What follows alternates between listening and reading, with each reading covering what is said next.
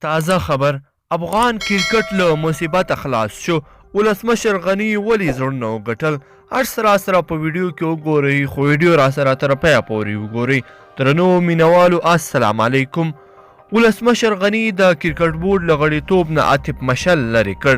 ولسمشر غني د افغانستان کرکټ بورډ د بورډ غړی عاطف مشل د بورډ له غړیتوب څخه لرې کړی دی او ویل کیږي چې ژر به د هغه پر ځای یو نوی کس د کرکټ بورډ غړیتوب ته معرفي کړای شي. په ژواک خبري اژانس په خپل یو خبر کې ویلي دي چې د ولسمشرۍ ماڼۍ ارګې وي باوري سرچینې دوی ته ویلي دي چې ولسمشر اشرف غني عاطف مشل د افغانستان کرکټ بورډ د بورډ له غړیتوب څخه لرې کړی دی.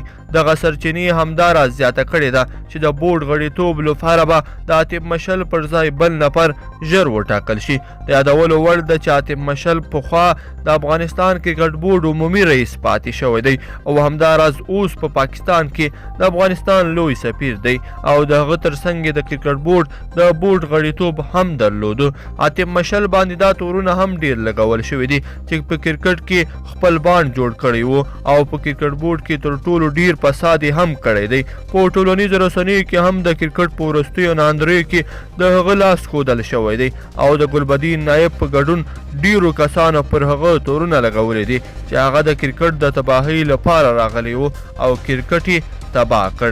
ګرانو لیدونکو په دې هیله چې دغه ویډیو مو راسره تر پایه پورې کتلی وي. که چیرې مو همدغه ویډیو خوښه شوې وي نو در سره لایک یې کړئ او نور دوستانو سره یې هم شریکه کړئ تر څو هغوی هم له دغه مطلب څخه خبردار شي. مننه.